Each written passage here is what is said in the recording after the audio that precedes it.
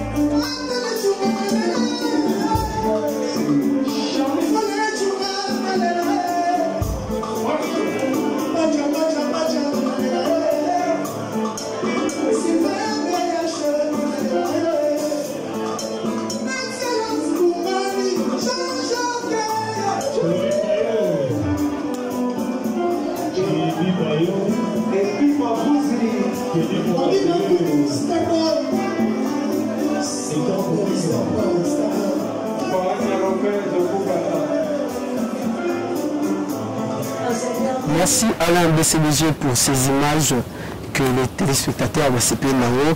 Et là, je vois Yves Bave Bakoumé Yameta Katende. D'accord, il était aussi présent dans Showbiz. Mesdames et messieurs, comme je vous l'avais annoncé, je suis avec Charlie Prince, qui est analyste, journaliste connu de la République. Avec lui, nous allons un peu vous parler sur la thématique d'aujourd'hui. Et avant de vous lancer cette thématique, nous avons Charlie Prince à Kota, dans le plateau de Cactus Télévision, un plateau créé par lui-même, le directeur général de Cactus Télévision. Bonjour Charlie Prince. Bonjour, j'aime pas qu'on m'appelle directeur général, j'aime pas ça. Moi je suis journaliste et tout court. Journaliste et analyste. Et prenez place. Merci. En fait, effectivement, la bonne est grand frère parce que à part le conseil, c'est pour cela que je préfère que ça la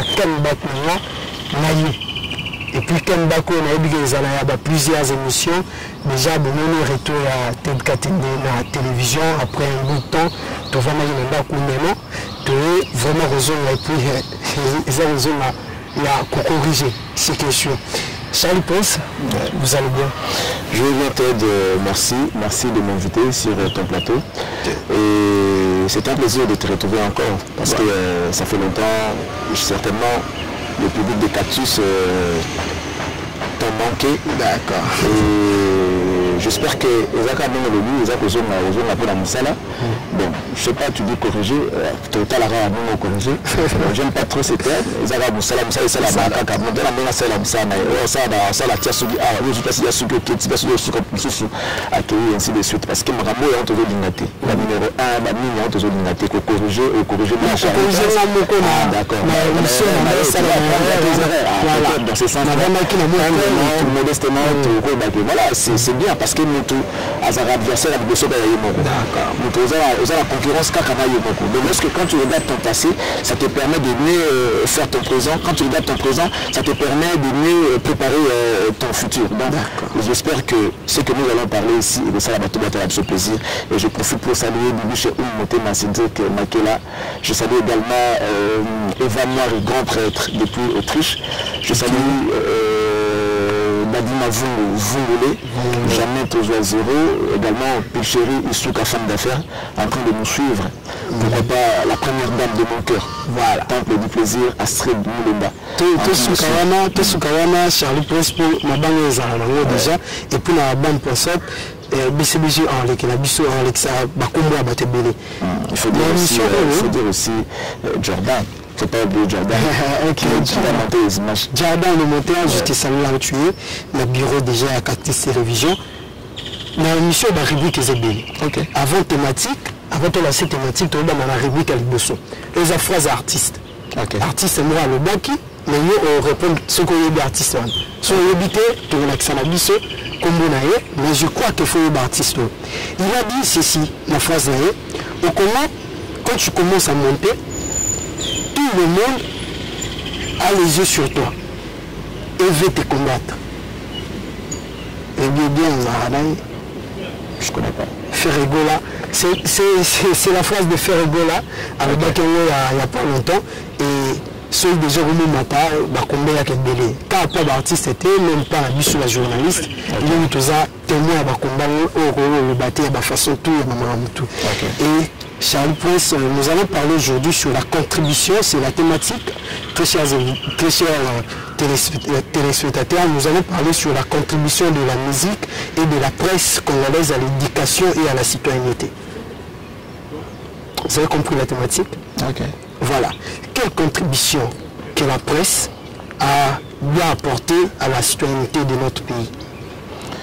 Bon, là vous parlez de la presse consciente, de la presse intelligente, pas la folle presse que nous avons aujourd'hui. Voilà. Déjà, si on vous appelle ici, c'est parce que nous allons parler je ne parle même pas de moi, je parle de la définition pure de la presse. L'image même de la presse que nous devons vendre, c'est quoi? La contribution de la presse est de sensibiliser. Et de sensibiliser en même temps, de rendre visible à l'œil ce que fait les autres. Vous savez, pour que maintenant, avec mon commandant avant la France, il a fallu presse et que ça est intéressant. Tu vois un peu, ça c'est la contribution de la presse, véhiculer les messages, informer, divertir et détendre. Vous voyez, il y a deux aspects, il y a l'aspect philosophique et l'aspect pédagogique. Quand on parle de pédagogique, on voit l'éducation.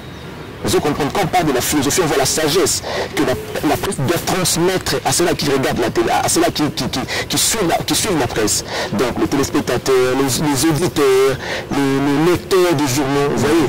Donc c'est ça le rôle de la presse, transmettre ce qui est bon à la population, informer la population. Mais comment informer? On doit d'abord s'informer. Nous nous informons d'abord, ensuite nous allons informer les autres. Et comment ça va se faire? On récolte, on s'informe, on récolte l'information, on la traite.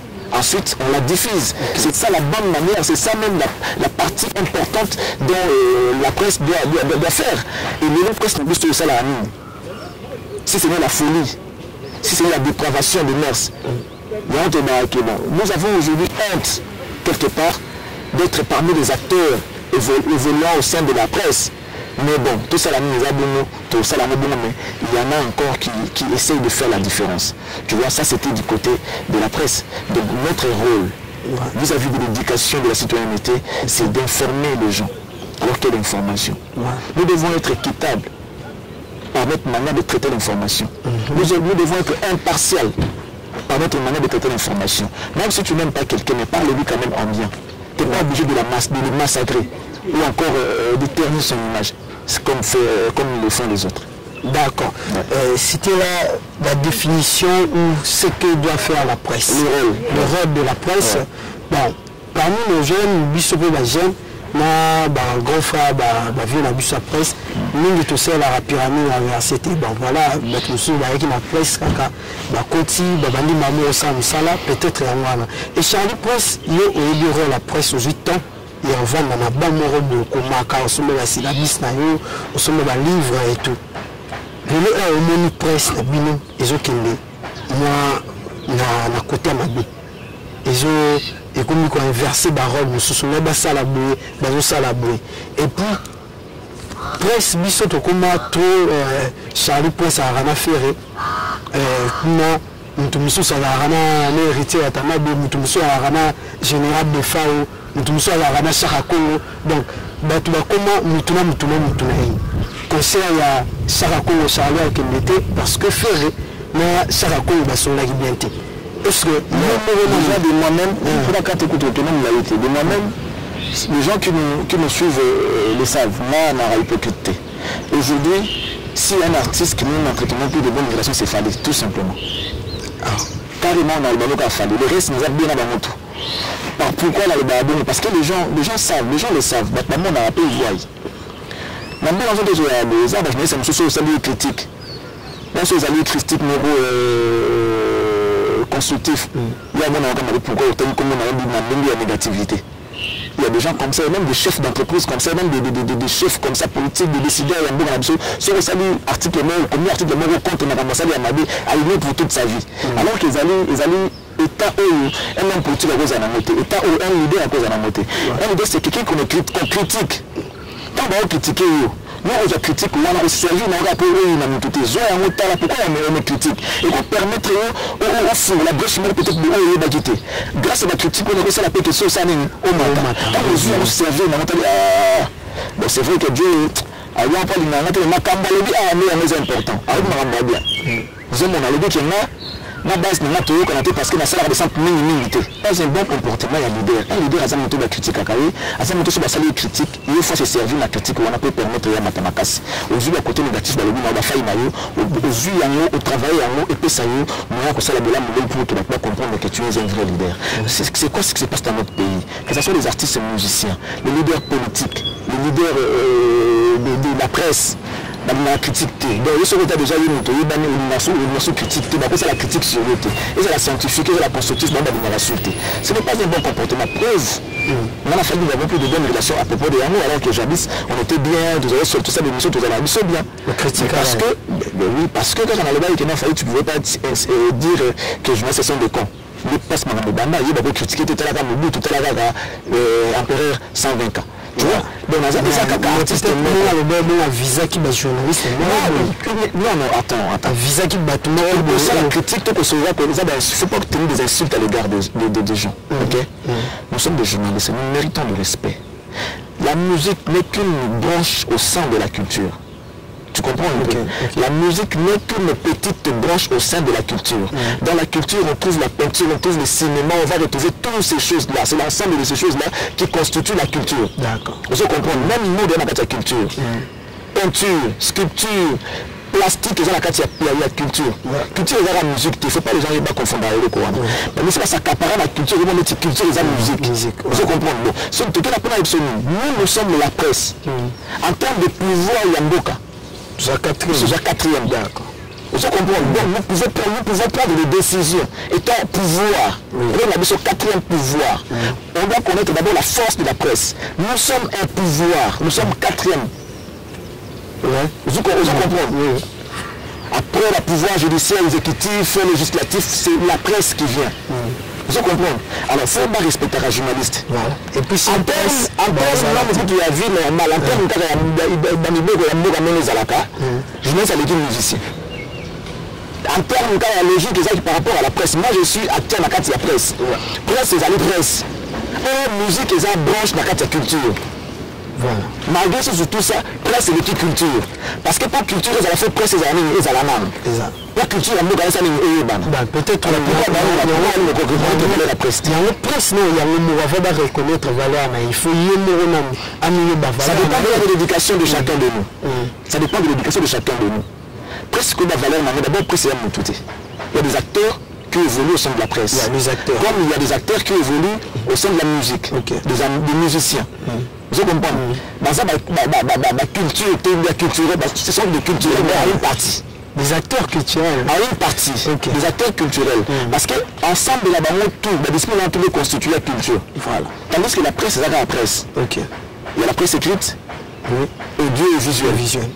Vous comprenez? Donc c'est la presse, c'est un pouvoir.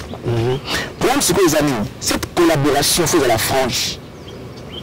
Donc, je te respecte, tu dois me respecter. Voilà, respect mutuel. Dans la discipline, tout la vie. Dans le domaine surtout, il y a des bons et des moins bons. Ceux qui sont moins bons, ça ne te donne pas les droits au film là-bas. Ça ne te donne pas les droits, il y a aussi là-bas, il y a mépriser là-bas. Ils t'ont soutenu pendant que tu étais faible. Quand on connaît grand, on va faire une bango. Et ça va peut-être moi lutter pour qu'il va faire une qualité. Aller pas savoir qu'on dénigrer bango, insulter bango au vu et au de tout le monde. Parce qu'il y a même la presse internationale qui était là ces jours-là, la conférence de presse. Et l'artiste nous a traité de cons. Nous, on fait des conneries. Ça a commencé à partir de là. Et maintenant, on en a mais Aïd quand même français. Il connaît également certains vocabulaires, à la place de conneries, à la place de dire que nous sommes des... Est-ce qu'il y a cela qui m'a chargé la communication, coach, ça c'est son problème. Ça c'est son problème. Nous avons entendu ce qu'il a sorti de sa bouche. Oui, après, c'est pardon, comme ça, parce qu'après, on a film de Charlie Prince, c'est la après. Alors, tout est parti de là. Après, on a Charlie Prince, à l'obération, on va faire l'été. Dans la seconde partie, l'impression, je te mettrai un extrait. L'impression, je donnais l'information qu'il devait jouer, qu'il avait joué, qu'il devait jouer Narutama. Ensuite, quand il a joué, je parlais de ça. J'ai mis les images. Vous savez, hein? Moi, on a ignoré ce comment déjà de se la rater. Mais ça lui comme ça, c'est un artiste congolais. Déjà à Kolekate, parce que je connais la personne, à Kolekate, pour preuve, ces artistes et musiciens ne passent pas non plus, ne passent plus non plus. Tu comprends? Avant, il y a eu de la parole, je comprends. Moi-même, il y a un petit à moi à parler. Petit absolument à parler, petit n'a pas fort. Alors petit n'a pas parlé, lui qui a n'a pas babi, la petite minka. Babi m'a dit n'a fort. Mais à regarder, tu vas aller dans le monde du boulot. Tu vois la musique à comment on est kenda. Mais ce genre pour nanga, au lieu de tout les arana, n'a pas babini nao. Tout les arana, il y a beaucoup babini nanga. Vous allez rater. Dans la société déjà, la citoyenneté, la éducation, presse. Déjà na moi routine de na kati na presse. Quand je dis bactère à presse parce que vous avez monté et là je vais c'est monsieur qui va sur la faire déjà quand on a émission va finir à faire va finir à Kofi va finir à Wera va traiter à bango na ni ce jour là les amis manque l'éducation les amis manquent d'éducation, les amis manquent de certainement parce que tu as une éducation nationale. Justement, mais manque d'éducation. Quelqu'un qui est bien éduqué ne peut pas d'ailleurs insulter. Et encore aux films à puis pas sur le plus au monde. Tu es en train de t'enfoncer dans la lumière parce que tu as aux films à la télévision. La TV, famille n'a eu à la Bukile n'a eu à Kotala. Ban n'a eu à Kotala. Les amis de tes enfants, les amis de tes amis, les amis de tes frères, les amis de ta famille. Les amis tous souvent regarder. Moi, ce que moi, je filme. Imaginez un peu. Ce que moi, en fait, il y avait un professeur qui me disait, j'étais en 5e des humanités, au collège, je me disais, j'aime pas les gens qui se battent. Les intellectuels se battent par des paroles. Mais quelles paroles? Voilà. Vous comprenez? Il y a le balance, on a compté sa presse, c'était choc des idées que j'ai eu la lumière. Fouillez le bas, on a le but, c'est contredit, la seconde, on doit tomber dans la conclusion, et c'est là qui a fait faire avancer Mboka. Ceux qui insultent sont des faibles, mais on a matière. On a bango, matière, c'est les enjeux polémiques et autres. Mais moi, je peux traiter la matière, je vais se payer. Nous avons besoin de filmer mon petit pour battre la Charlie Prince. Nous avons besoin de confirmer mon petit pour battre la Charlie Prince. Nous avons besoin de la polémique, un débat à la con pour battre la Charlie Prince. Dire que l'économie déjà fléau. L'économie c'est le morobe, écoli. Mais comment faire Charlie Prince aux organisation il y a presse belle. Je ne sais pas si on a souvent dans l'organisation, je suis le coordonnateur. Voilà. Il y a organisation, il y a presse. Mais il y a ça qui a réuni la bino. Bon, vendre raté, bon raisonner moi, solution, bon trouver une solution, on a fait où ça, la carte il y a presse. Bon, tu sais, hein, la domaine surtout il y a deux dans la mission à Congo et Simba. Pour Simba, et Sengi va décider de régulariser certaines situations. Je veux venir. Mais un peu sur réponse non, moi en même temps. Okay. Ça veut dire que le ventre affamé, le ventre affamé n'a point d'oreille. Il y a un zala. Au lieu de mettre en Mathieu a la vie que non. Ah, il y a des gens qui stationné. Tenez la personne qui stationné. Maintenant, qui t'a dit frère, pardon. Je vais se faire pipi pour 2 minutes, pas parquer caca à 2 minutes. Non, la personne stationné il y a 2 minutes. Je vais te mobiliser. Là, c'est ça la carte pipi vite fait dans Zoya. Autant que là, on y était. Éruption. Là, on y était. La personne m'a dit, ça va rapide, il y a le placard. Donc, on a quand même tout à stationner. Bakora pour nous à la naïonde. Bakora pour nous à la naïo. Les amis, les gens regardent là où ils ont la facilité. Nous, c'est la bagarre ici quand même. Ils ne perdre l'esprit pour la Kozanga. Et le Gaudia, et le Gaudia Taboye, Kozanga n'y a son avis. Alors, tu as la vie, pour que les Congo, moi-même c'est impossible. Il faut monter un Bas Congo. Ce que nous avons un Bas Congo, on nous a différenté. Ce que nous avons sur condition, pour nous un Bas Congo, il faut faire un service. Vous comprenez? C'est donner et recevoir, mais dans le mauvais sens. Comme il est redevable dans mon temps, on appelle ça une chemise, on appelle ça un bon, sauf que le père, il était là par la personne du fond. Ce que nous avons dit, on est redevable dans le sauf que on a donné la seule à l'époque que c'est nous. Au petit beaucoup de tournailles, au petit beaucoup de tournailles, du côté de Cordia, le côté des AO, ce n'est pas bien. Tout ce qui est dans le Congo, c'est là qui va te baser en misala. Si nous sommes même l'église à Congo et Kanaka, nous avons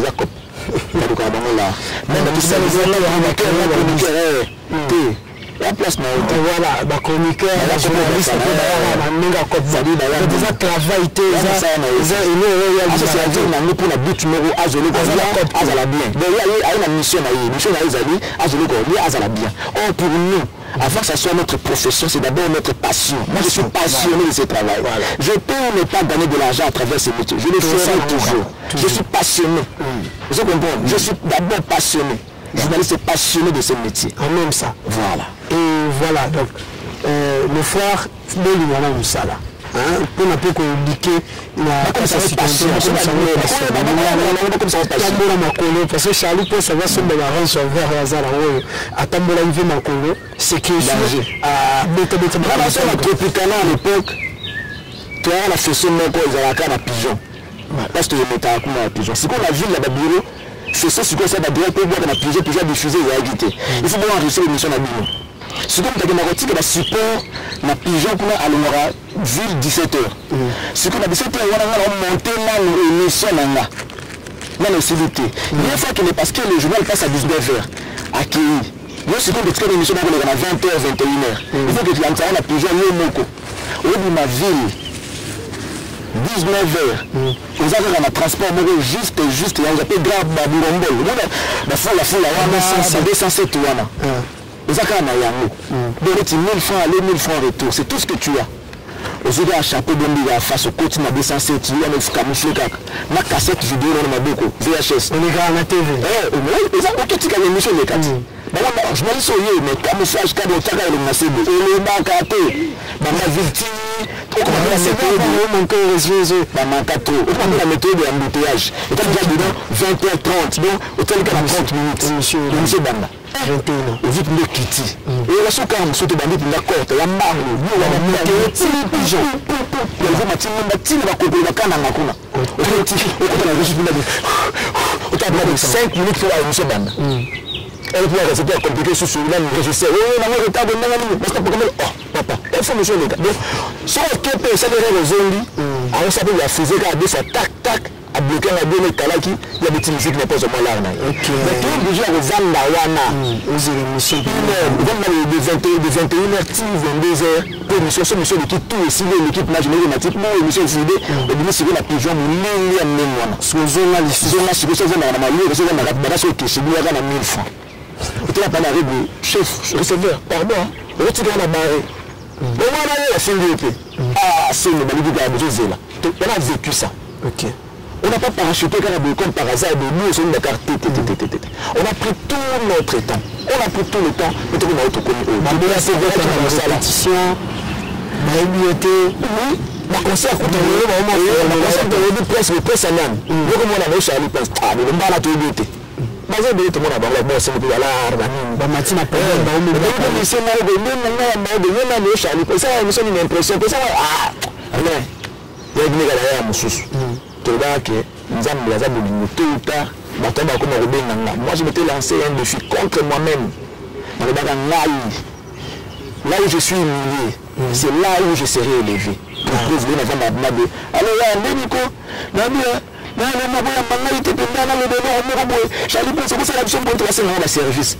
Pourquoi je le fais? Je le fais avec plaisir à me merci parce que tout ça pose à même si je dors aujourd'hui, au moins Dieu a exaucé ma prière et j'ai atteint l'objectif que j'avais depuis que j'ai commencé ce travail. Moi je me rappelle, j'ai appelé Kofi pour une émission à l'époque. Il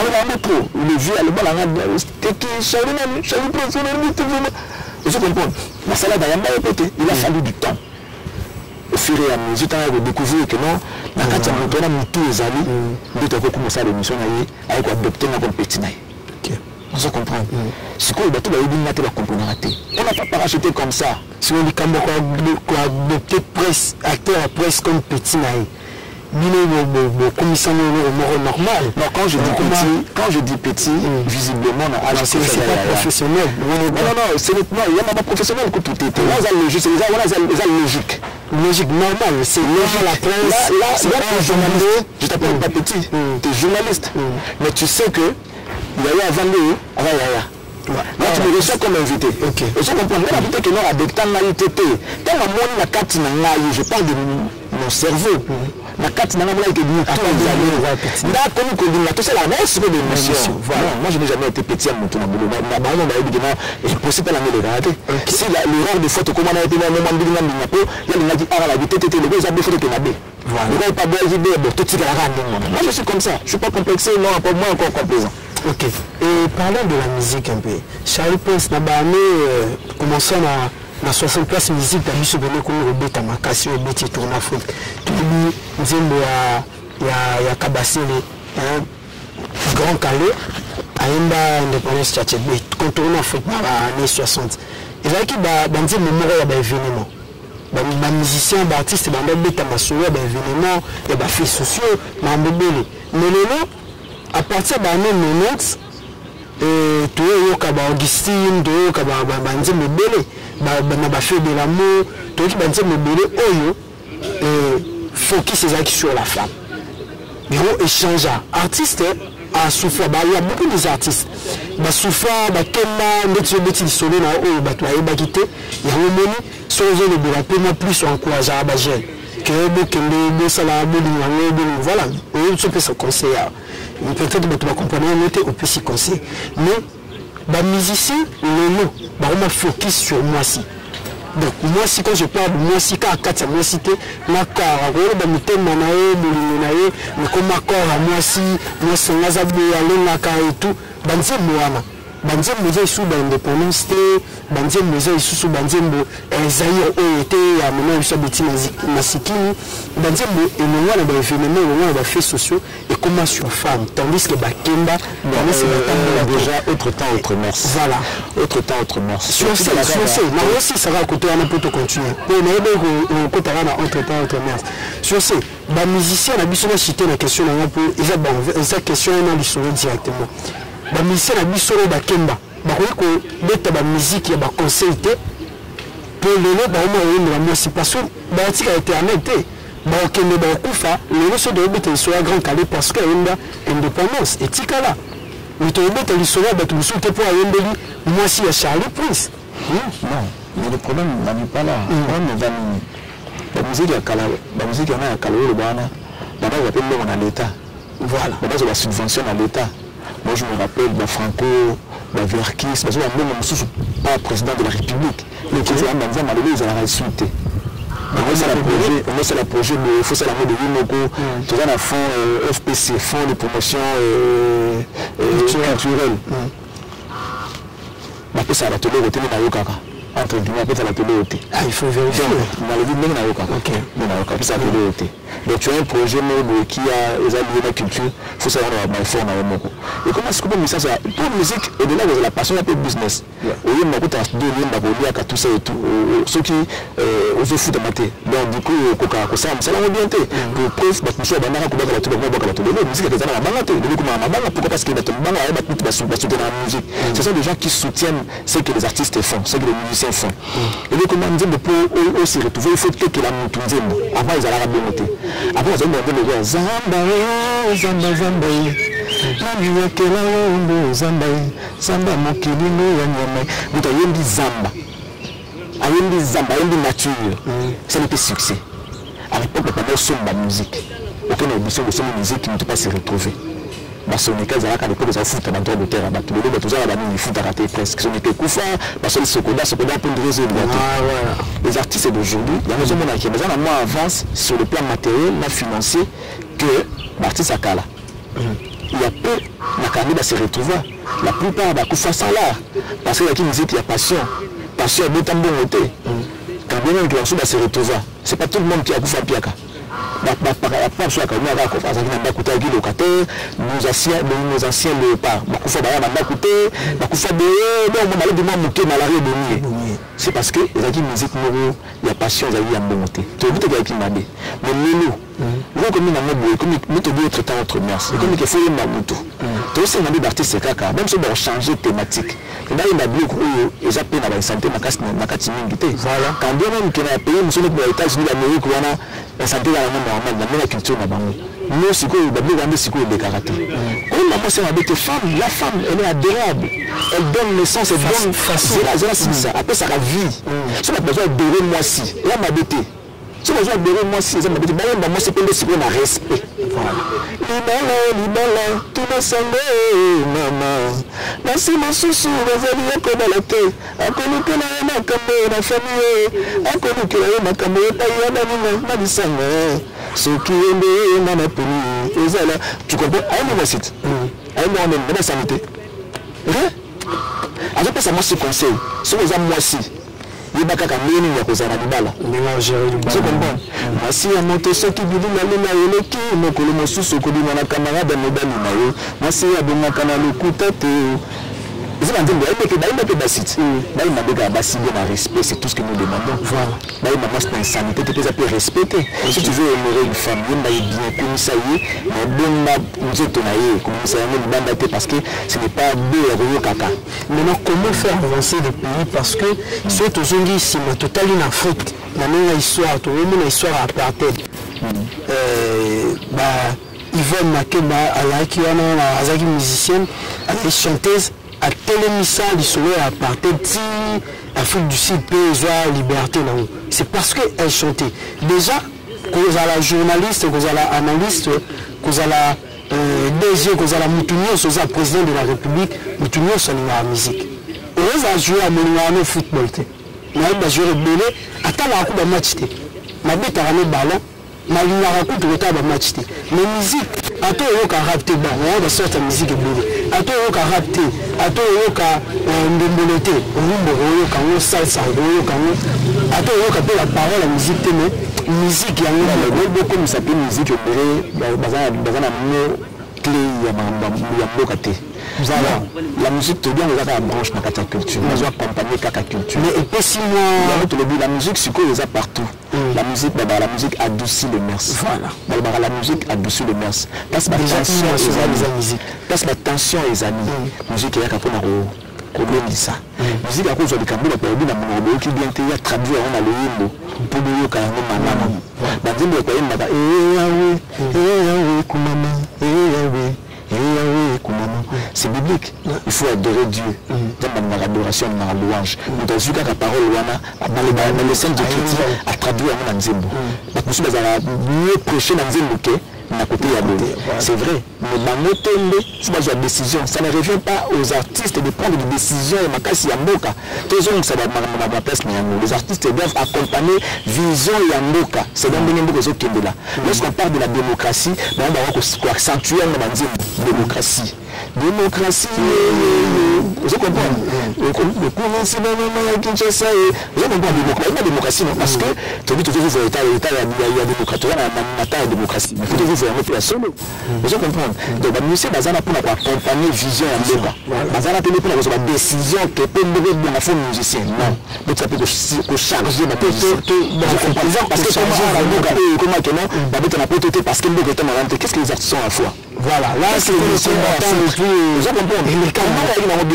comment on va bien la visa qui va Kabila la mboka nani musique est partie na poto pour la musicien mais attends si Blazaki mal visé Zaki musique de Kabila qu'est-ce que les musiciens ont à voir musique est accord pendant que je peux ça musicien peut être le ça la rebeta ka mboka beaucoup ça na bénit ou bien qu'il n'a pas eu temps okepe kayo okipe la pe bisipe famille na yo mais nous c'est comme ça na yo ya beta soit disons que nous na mutumba na beni ndoko bazo kufa mais ça la rapport et ça la grève de faim que ça la peut-être ça la hakuna vous comprenez que c'était pas bien en fait les artistes ont leur part de responsabilité mais nous devons côté mukina moto cette responsabilité d'accompagner le pays mais nous to le baba moto na moto ça ni abongisa c'est ça ça na bien mais c'est pas ça la bien soda pe bunda pe ya solo ba ko futa makité bon c'est faut futa ma mais tout commence par là le foot d'abord on pose un peu motivation ça nous y a des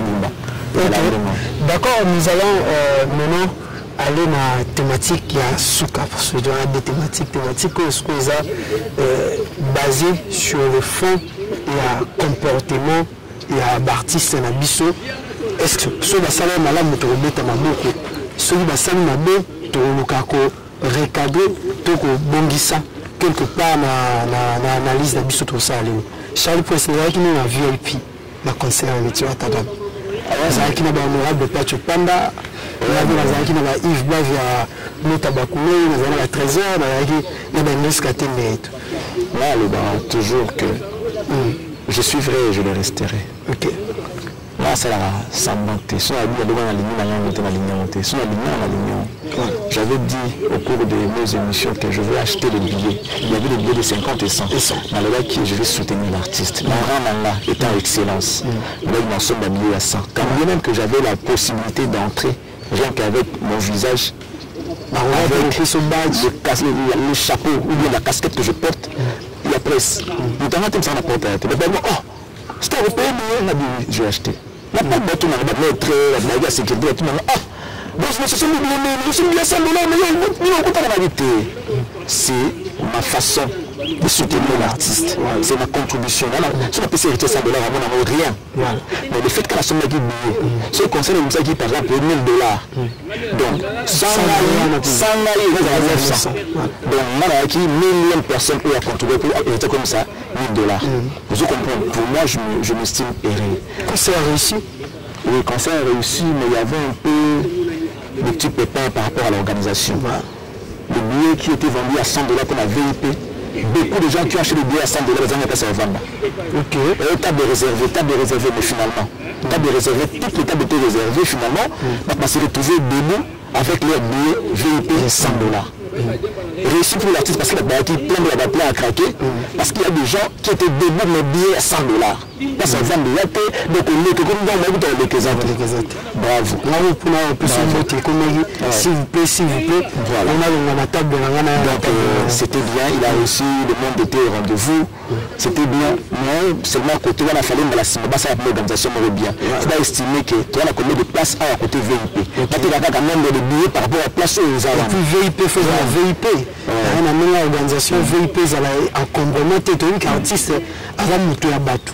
Normalement, mon coco tient à la esplanade, à la mine de banda, mon pépé, les cas, quand c'est ça, ma bien, ça, les gens qui artistes, on a battu $50.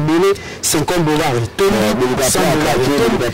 je suis à craquer. On ne va pas reprocher l'artiste par rapport à ça. L'équipe organisationnelle, ça qui va la part des choses. Parce que le nombre de billets, la place est là assise. Nous avons combien de places assises? 1000 places assises. Bon, on va vendre que 1000 billets VIP. Parce que là, on n'a que 1000 places assises. Mais ça là, tu vois côté combien côté $50. Nous avons 5000 places. Bon, on va vendre que 5000 places pour $50 pour la place à ça pour vendre tout ça et tout. On va côté on a VIP, il faut respecter VIP. OK, vous avez des costumes, on a gorgeon, on a il y avait la chaleur. Il y avait la chaleur, la salle était vraiment donc concert réussi, après à côté l'organisation, l'artiste de musique Kitoko Mamoutoukam, l'entrée de Heronson. Voilà, c'était plus loin, il y a qui il y a déjà Rosala. Et puis on a bon Bikombo. Mais le roi de la forêt, ça là, un bon état d'Angola. La vidéo sur na Facebook, la page officielle de le roi de la forêt. Dans 10 minutes, je serai dans le concert arrêté dans le bureau. On a commenté là-bas. Et ça, ils sont là bien, ils vont rançon, tout est là. Tout le monde peut rançon là. Mais l'entrée là, il y a qui entrée encore, mais rançonnique. Et puis, comme on a, même héritier politique à céder, et changement là, dire que les deux personnes, ils ont un problème. Donc, l'équipe n'a pas un problème. Qui dit qu'on a une équipe pour accompagner l'artiste? Parce que sans carafine, à côté de Francis de Baye, le bal, déjà de l'illusion, mais il faut changer le fonctionnement de comment? Non, le problème c'est séparation et il y a un bébé. Amour, ils ont un coïna, ils ont un soukali. Amour, ils ont déjà coïna au départ, mais la parole est dans les peintures. Et changer de la forme. Amour, ils ont un parole en peinture. Mais les peintures, ils ont un vrai visage dans le monde. Ok. Vous comprenez? Amour, c'est un amour. C'est la même chose. C'est comme amour, en fait. C'est un cas qu'on a eu dans le soukali. Mais vous là, on est là comme nous dans le sucre. Si le monde a sucre dans 4 titres, on a un vrai goût dans le bobo. Mais maintenant, on a ta tête au Melaka, thé rouge. Si on a sucre, tu ne sauras pas prendre. Vous comprenez? Mais si on a un sucre moderne. Donc, on a tous un amour, on a un inconvénient d'amour. Si on a dit que ça, on a bien été baba. Même il y a ceux qui communes ça devient nuisible à la santé. Ça la diarrhée, ça tout ça, tout le digestif, ça là. Vous comprenez? Donc, héritier, il y avait vraiment de l'amour entre les deux. Tant que ça, les séparation, les créatures qui m'aiment beaucoup. On a supporté, séparation, comment il m'a quitté. On va dire, avec tout ce que j'ai fait pour lui, il m'a côté. Le bon, ça la bien dans le moment. Mais ceux qui ont pays, et trouver un peu donné, trouver mieux côté pays. Au parti que j'ai vu, on a peu bien, on a connu ça la même. Ce qu'on a vraiment pour ban l'amour de la Katiwana. Ah, moi je suis là, qu'est-ce que je suis ça qui te relève là.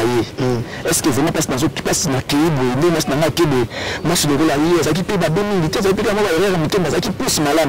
Bah regarde sur ça ni me parce que décision là j'ai maintenu la main aux hommes là. Moi les alaka. Il peut se qui a table que Dieu le tient na batana là. Na bien mbalo belé pour naïe. Je comprends ce qui se passe na kina je suis mbalo musu sur le niveau naïe. Mais ça siko kanda. Ah, non, là, ça y est, ça la bonne. On ne sait pas si on a bloqué, peut-être que Dieu m'a sur l'équipe, Dieu a gagné le beau, c'est pas là. Au moins, on a dit, grâce à Yende, on a coûté à Dieu, pour ça, on a maté, on a coûté à Dieu, on a maté. Après, comme on a bénissé nos ex, parce que grâce à Yende, on a bien motogolé, on a bien motogolé à modèle. On a fait la premier ex, Jean-Baptiste, donc, il n'y avait rien, ils avaient qu'à que. séparation d'abord encore gérer à noter, encore digérer à noter. Oui, il avait encore besoin d'héritier. Héritier voulait encore rester dans la maison, mais il a la place, mais il a valeur. Comme il a perdu après la place, il a que si il battait, il a doute de la carrière. Ce que Simbité, il a la faute à eux. Le Simbi, il s'est dit heureux. Alors ça a pu vivre, ils ont un peu normal. Voilà, donc il y a rien tout de suite. Je peux ça attendre. Les réparateurs de tout, c'est le temps. Donc toi, c'est l'appel lobby peut-être, oui, en somme, na concert ya Ferrigo. On a invité Héritier à Zénith.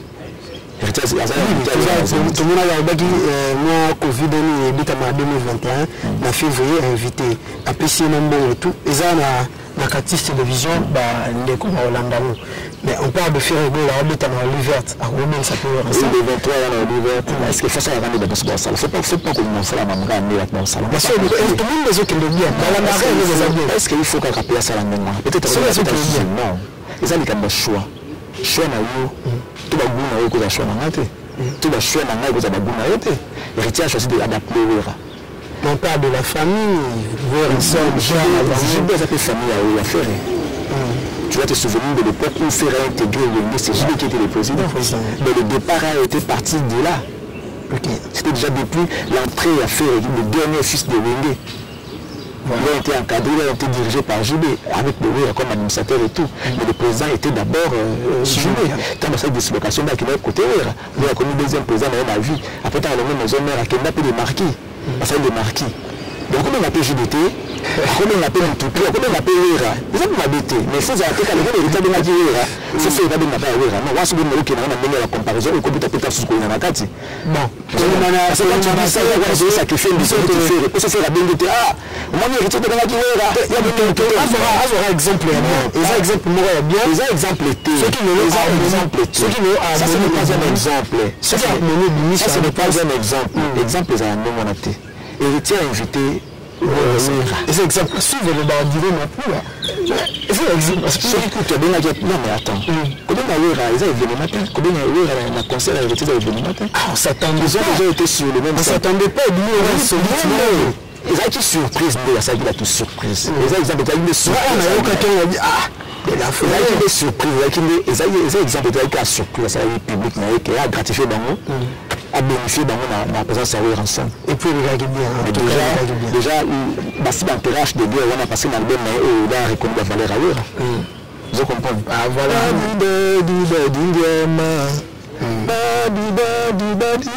100% majorité sur le réel. Voilà. Donc, c'est déjà bon. Avec qui dans le niveau, c'est à niveau. Voilà, BCBG nous signale déjà que, et bon voilà, déjà tout côté qui n'a pas une mission, totalement on a bien été, pour continuer la partie des ala, la partie toi les ala. Donc nous ça analyse presque chaque semaine, à part l'émission à Bissou à côté, mais émission maison, la Catis et nous allons analyse sur l'actualité, la musique, actualité politique et nous allons passer par des salutations parce que nous devons... Avant d'arriver là, j'aimerais, excuse-moi, remercier le gouvernement de la ville. Voilà, c'est ce que j'avais dit. Par rapport à tout ce qu'il est en train de faire, les personnes que vous avez ailleurs, il y a peu de et ce que tout ça, il y a peu de choses à monter. Vous avez dit, ah, vous avez dit, tu n'as pas les uniformes, si on n'a pas les uniformes, tout le monde est librement. Il est là où il est en 24. Il y a l'avenue Tchatchi en passant par le palais de la nation. Moi, il y a Fumoli, barrière, ça servait à quoi? Barrière de la nation. Donc, je n'aime pas la nation. Fumoli, il n'y a pas vraiment le cas. Vous comprenez? Derrière, il y a des Gérard. Les besoins pas de la nation, pas vraiment le cas. Pendant la nuit, le cas. Parce que nous saluons Fati, notre gouvernement, et puis le gouverneur de la ville de Kinshasa, gentil. Il est gentil. Si vous voulez vraiment confirmer qu'il est gentil, allez-y au but de Ngobila. On vous dira que le gouverneur Gentil Ngobila est gentil. Le gouverneur Gentil Ngobila est gentil. Il est gentil. Et allez-y demander au but de Ngobila, on vous dira. Nous le saluons parce que nous toujours pas là que tous les gens ont propriété de nous. Tout ça, il y a un fou, les gars qui partent tous sur le monde, on comprend que vous savez de ça la madame bien. Vous allez voir en administration les réalisations des travaux que M. Gentil a pu faire. Nous toujours la madame Bokoboé. Développement en Mboka, ils allaient la moto. Nous comptons dans le bureau. Je sais par mot d'ordre, il y a ceux qui ont aussi mot d'ordre à Mboka. Les personnes de ton amour, moto ça n'est pas un slogan. ils allaient état d'esprit, ils allaient idéologie, son excellence à rien, pour que tout donc ça, capitale Namiso. Et c'est réfléchir la plus belle robe comme à l'époque, Kinshasa la belle. On est insulté partout, et qui est la ville la plus sale du monde. Kinshasa. Et des moments comme ça, les gens nous insultent. Mais on a un grand prêtre, on a un numéro 1, mais numéro 1 a vu la salité de Kinshasa, nous devons tous être derrière l'idéologie. Il y a Mokonzi, il y a Ville, Gentilin Ngobila, il y a Kim Bepeto. Je suis content de voir derrière là, on a mis des poubelles un peu partout. On a mis des poubelles, alors de ces si tu peux nous prendre des poubelles, tu passes dans la compte, là-bas, le moment la poubelle. Ceux qui ont la libération pour la poubelle, ça veut dire que les Congolais ont commencé à prendre conscience. Au lieu de voir Bazoka, ils sont aussi les cycles déposer la poubelle. Au fait, après, je suis en train de déposer la poubelle pour que le Baba l'Angola, la propriété, mais surtout, bah, que le Baba l'Angola, le Sika et le Mobani. Donc, monsieur le gouverneur, nous sommes derrière vous pour vous soutenir. En tout cas, nous sommes des Kinois. Mais nous connaissons absolument, on dirait, les amis, on allait dire quoi? Entre déjà la bandale, sur le petit côté, à Pasteur Godin posé compte à deux, la migration, la Bible, mais ça y a mis aux jours, il y a la quoi, on a fait l'hôpital à Kitambo, la maternité, on a. Ma belle, les armes, de ma soeur, de ma ligne, l'hôtel, elle a joué à la Zavon, après, c'était à côté de en entrée héritier à diplomate. Autant diplomate, on a même abîmé les gens. Mais merci quand même parce que sur l'avenir des héritiers, on est en train d'arranger ça. En tout cas, monsieur le gouverneur, nous sommes derrière vous. Là, je précise pour saluer l'équipe latine. Il y a un gouverneur à Ville, mon ami, notre estimé confrère qui aujourd'hui est un grand politicien, qui travaille comme chargé à la partenaire d'investisseurs dans l'hôtel de Ville. À la même rang de la ministre provinciale. Donc merci beaucoup notre ami Blaise Mouye, un grand merci à Léville Pailly, merci beaucoup Madame Dekotou, mon ami, merci beaucoup, merci vraiment à la team à Hôtel de Ville. Voilà, merci au gouverneur Gentilin Ngobila. Nous allons vous balancer quelques images qui prouvent que le gouverneur Gentilin Ngobila Mbaka est en train de travailler. Charles Poisson, il faudrait rappeler qu'il est gentil. Voilà. Et s'ils veulent confirmer cela, qu'ils aillent confirmer que le gouverneur est gentil. D'accord. DGBG, balance-nous les images qui prouvent que le gouverneur est gentil. Si vous voulez comprendre cela, allez-y au Bichungobila. On vous dira que Gentilin est gentil parce que Bichungobila vous a confirmé qu'il est réellement gentil. Et la vie-province de Kinshasa, ceux qui Katoum derrière ils ont dit parce que presse, ils ont dit derrière pour la relaxer, mais ça, c'est vrai. Alors, il peut s'entendre. Avec la baguette magique, une baguette magique, tout ce que Gentilin est en train de faire, il y a encore un mot que nous avons la katanga. Donc, la presse doit être derrière nos dirigeants. Quand ça va bien, il faut quand même te penser ça. On ne peut pas toujours être là pour vilipender, pour chercher à crucifier ceux-là qui font bien leur travail. Ce n'est pas bien. Soutenant nos chefs, soutenant nos dirigeants, tout là, c'est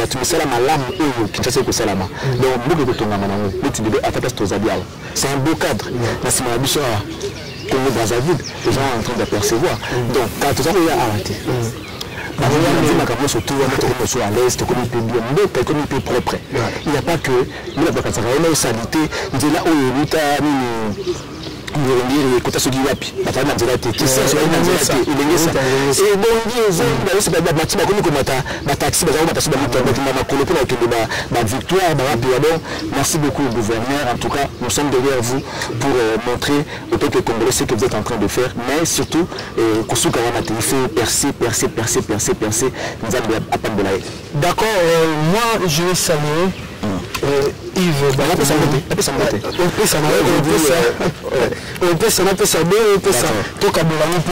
monsieur comme déjà na suka BCBG Yves Bakoumé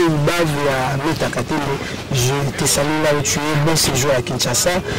La société Andrés et Frères, Chambre Froide, la société a encore beaucoup de choses à nous prouver à Kinshasa. Je sais que le gouverneur a soutenu un peu les jeunes entrepreneurs ça là. D'accord, donc le Lucas est sur la maille, il s'appelle un jeune entrepreneur, docteur Patrick Rambi Férouzi, je salue Mira Kimpalou, Arkenson et Férouzi, et beaucoup de gens au Balandi Bisso, Joyce Ngambu depuis l'Angola, Denis Kikola, je salue Odilon Mopouya, Yavili Mouché, l'école mondiale. Je vous salue, je salue mon père spirituel. Il y a une place aux alliés, notre papa.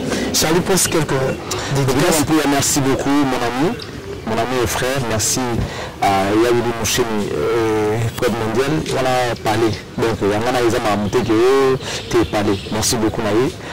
Merci à Eva Moiri, mon ami, le grand prêtre depuis l'Autriche. Merci beaucoup à Bibi chez Oumou, Motema Cédric Makela depuis les États-Unis. Un grand merci à la première dame de mon cœur, Temple du plaisir, Astrid de mon Temple du cœur. Merci beaucoup. Et je tiens à saluer, je tiens à saluer Maître. Son éminence, Maître Général Ndibato, ma fille. Donc, quand tu as procédé dans la banque, tu as ça, merci beaucoup. D'accord, messieurs, nous allons nous lever et comme ça, je vais encore saluer Andrés Katende, le sauveur de vie, bientôt à Kinshasa, Taxis Télévision, notre plateau, tous en fleuve,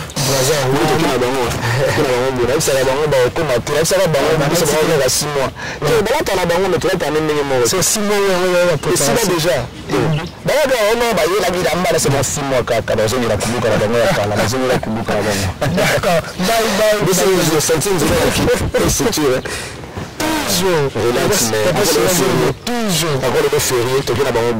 Voilà. C'est qui ça, c'est pour eux que nous avons merci